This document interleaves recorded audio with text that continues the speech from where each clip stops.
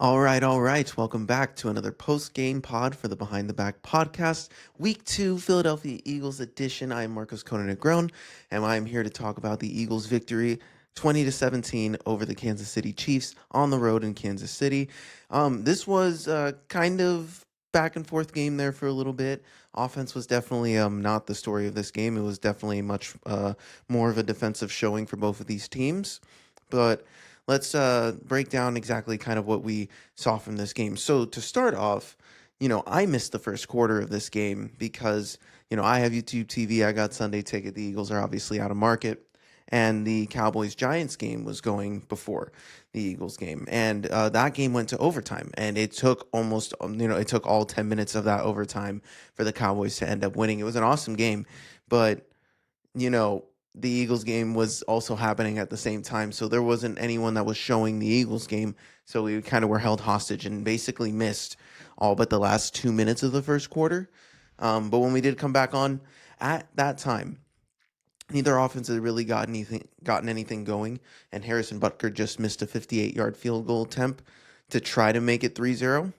And it was on the ensuing possession that the Eagles were able to run it in with Saquon Barkley to set the stage to start 7-0. So Saquon had a great game. Offensively, he was kind of the best player in this game. 22 carries, 88 yards. So only 4 yards to carry, but he did have a touchdown early on in this game to get things going.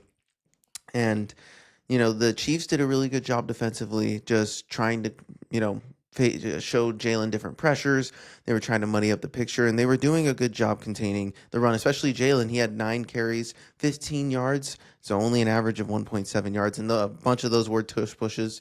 So obviously that takes away the average, but Jalen didn't have any major scrambles in this one, right? He did have the tush push touchdown that we'll talk about in a little bit, but when we talk about the air yards, 15 to 22 for Jalen Hurts, 101 yards, no touchdowns, no picks.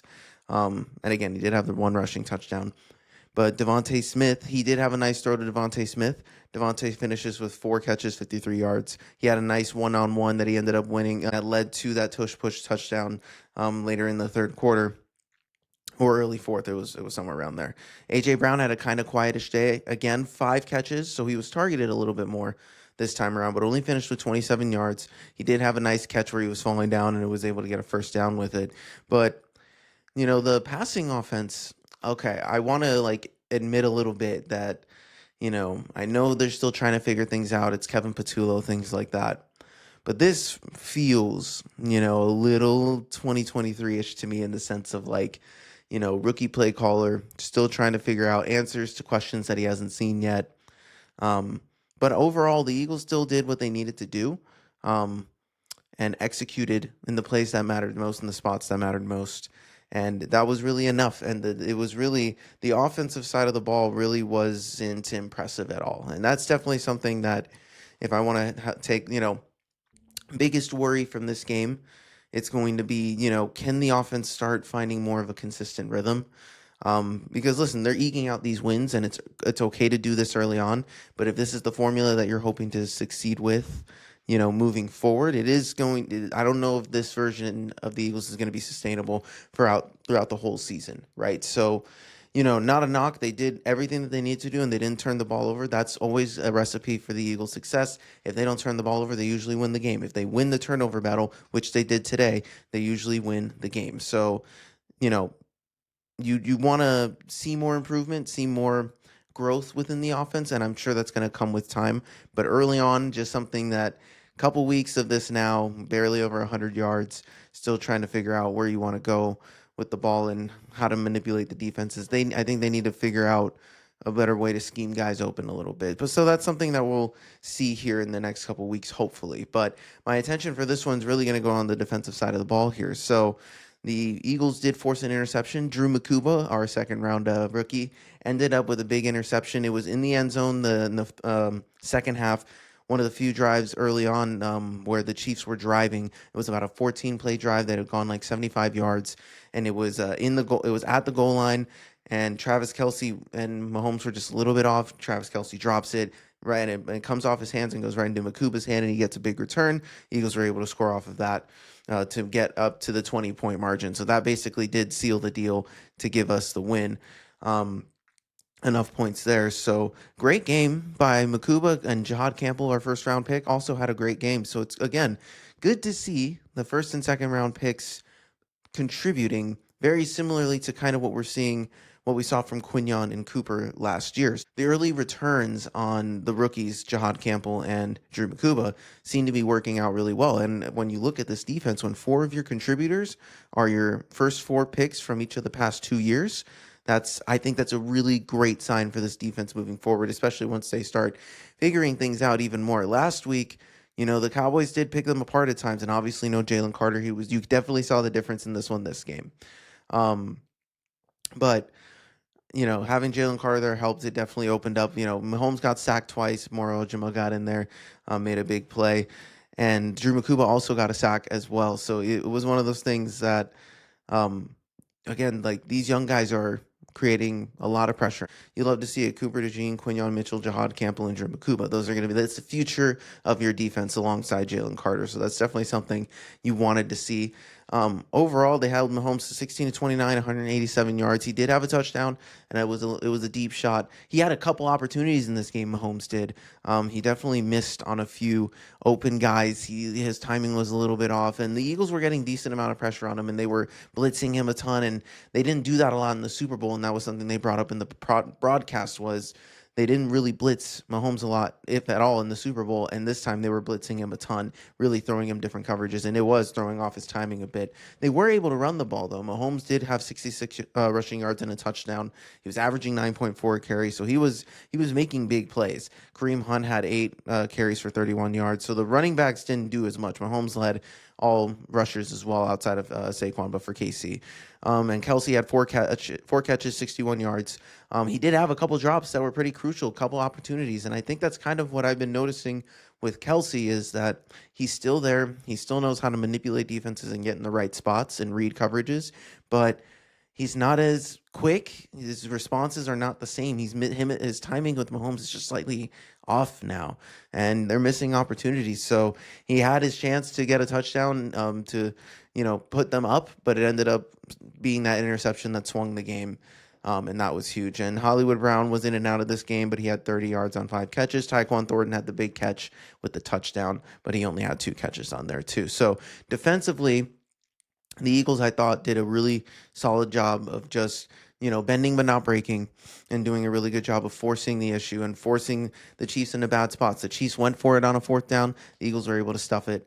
They were able to show up and make big plays. So this was a good defensive showing by both of these teams. And I think if you want to talk about the promising returns from, the difference from week 1 to week 2 is we were worried a little bit about how the Cowboys were dicing up the Eagles defense at first, and it looked like in this game, it looks a lot more like the defense we saw last year, where it was much more consistent, guys getting to the ball and responding right away. And obviously there was a few plays, and that's going to happen, and there's still a lot more to learn. But I think defensively, the Eagles did a good job today, holding the Chiefs down. And again, 17 points for the Kansas City Chiefs. They were able to have more against the Chargers and look a little bit better against the Chargers last week. So I think the Eagles defense, you can say, okay, cool. We feel a little bit better and a little less worried about, do we need the offense to do more? Obviously, the Eagles offense did just enough for the defense to step up. And I think that's going to be the formula for these next few weeks is hopefully the defense will be able to step up while the offense kind of catches up. And that's going to be the main concern. So this game was kind of an interesting one. It was a little bit back and forth. Each team had 6 penalties. Kind of felt like they were at weird times. And there was a couple missed calls, obviously, and that happens throughout the game. Brady made a reference on, the tush push and how the Eagles had false started on the one that they scored on. And he said it was unstoppable, whether or not it's legal or illegal, whether they get a little bit of a jump and they don't call it, it makes it even harder to stop. And I think, I'll mark it right here. This will be the start of the whole, this is why it gets banned. People are like, it's impossible to referee and it makes it unfair. A lot of missed calls. So that's probably going to be their next, way to push to remove the tush push. And that's, just keep an eye on that moving forward. But overall, the Eagles did what they needed to do to win the game. And again, this was a Super Bowl rematch. Week 2, you had to go on the road and you had to really go, face some more adversity against the Chiefs team who was ready to play, who was annoyed. They were pissed off. And you could tell at the end, Chris Jones was saying a lot of stuff to Jalen Hurts, and he's like, "Hey, we won the effing game, man. Chill out." Like it was getting a little dicey, and you could tell that these teams, the Chiefs especially, did not like how that game finished.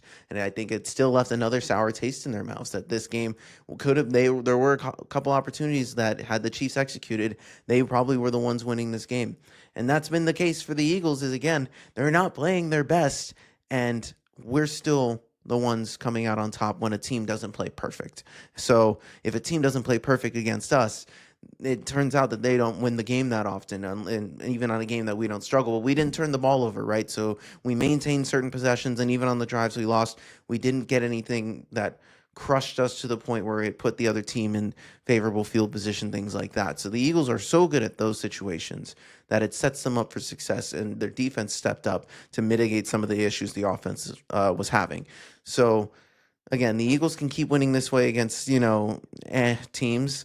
It'll be interesting to see when we look next week against the Rams at home, with Devontae Adams and Puka Nacua. How is this defense going to look when the Rams look very good today against the Titans? So we'll see, how they match up and how this defense looks as they face a kind of different array of offenses as they go on.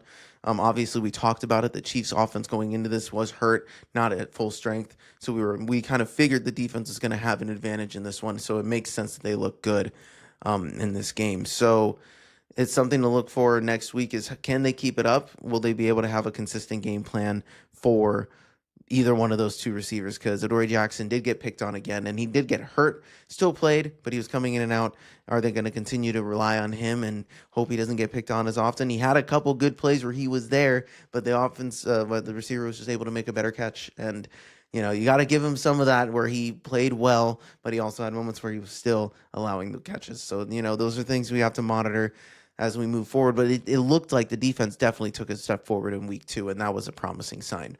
So the biggest concern, offense for me right now. Can we find more consistency? Can Patullo and Hurts grow a little bit more to kind of, I wouldn't say be more aggressive, but, find more production? I think that they are still able to move the ball up and down the field, but I think there are chunk plays to be had. There are plays in the intermediate part that could be had, yards after the catch, that they're not utilizing the way that they had when they were successful in 2024. So it feels a little 2023-ish to me right now, where they're still trying to figure out the pieces around a new play caller. So we'll see. This was, again, preseason week 2 for the starters, so there's still time for things to kind of mesh together. And, it's going to be an interesting, climb up with these next set for the schedules. But going 2-0, great place to be. That's exactly where we want to be going into this, especially if we want, to provide a little bit of room for error in this division. That's going to be a little hectic. We saw the Commanders lose, so they went 1-1, and obviously the Cowboys won against the Giants. So the Giants are 0-2, 1-1. The Eagles are now atop the division early on, and that's exactly where you want to be, right? So this gives room for error against some of these tougher opponents that we got coming up. So we got the Rams next week, and then we go to Tampa Bay. So just a couple tough games here these next couple weeks. So we'll see, what this team's kind of made of as they keep, taking each team's best punch, each team's revenge punch for, winning the Super Bowl. We're playing some teams on that path, right? So we'll definitely, Ben and I will talk about the Rams game and, what we're excited to see and how these, who's hurt and what the matchups are in this game. So, and again, the Eagles won without Dallas Goedert either, and he's been a focal point of this offense and a security blanket for Jalen Hurts too. So to be able to do that and, still be able to run effectively with Saquon, was just enough to get the job done. So that's what we're, at this stage, that's what we need to do. We just need to do enough to get to the playoffs, and then hope that, in the big dance, everyone's healthy enough to give us a fighting chance. But we'll take 2-0. We'll take a victory against the Chiefs. The Eagles are now 3-2 in the Sirianni Hurts, era versus the Chiefs. So we take that series lead within that little pocket. And Jalen Hurts is now, has a 3-game win streak on Patrick Mahomes. Mahomes has lost, 3 in a row for the first time in his career. How will that team respond? How will the Chiefs respond? And I'm not too worried about the Chiefs. I think, again, they're just kind of going through the injuries right now. And when these guys come back, can they hold on enough until their guys come back? And so then they can really ramp up and make a late season run. So we'll see. You never count out the Chiefs, and I still think they played well enough to win this game. They just missed out on a few opportunities. So it was touch and go there. The Eagles did enough to win this game. And that's really all you can ask for this early on in the season. So hopefully we see some improvement. Is then we'll, as we go on these week by week, we'll see what happens. So there's really only two MVPs for me. Number one is Saquon Barkley. Obviously he shouldered the load, made some big plays offensively, and allowed the Eagles offense to kind of feel a little bit like normal and control the tempo with him having those 88 yards, and he had a couple catches as well. So shout out Saquon playing another great game. And I would say my second MVP would be Drew Mukuba. Big game, big plays. You get that interception. That was a turning point in this game. That was arguably the difference of winning and losing in this game. He's showing a knack early for making plays that, people are wondering, will he be a CJ Gardner-Johnson type where everyone says he's always around the ball? And it's seeming to turn out that way, that he's usually around the ball, and he made a couple big tackles. He had a sack, had an interception. Like, it was a big day for a rookie in a really big spot on the road. So you love to see it.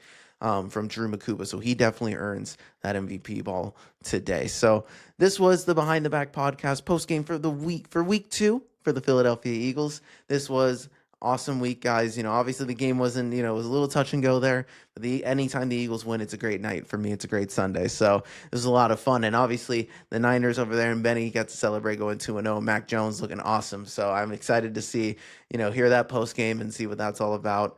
So guys, please check that out on our YouTube. It's definitely going to be out before mine because that game happened first. So please go check it out if you haven't. But thank you guys for sticking around on this post game. I am Marcos Conan Negron. If you guys love our show, you can hit us up at behindthebackpod13@gmail.com. All of our links to our social medias are down below in the description. Please give us a like, subscribe, rate, review, and follow the show. We appreciate all of your guys' love and support as we grow each and every week. So I'll talk to you guys during the week. The Eagles are 2-0. We love it. Fly, Eagles, fly, baby.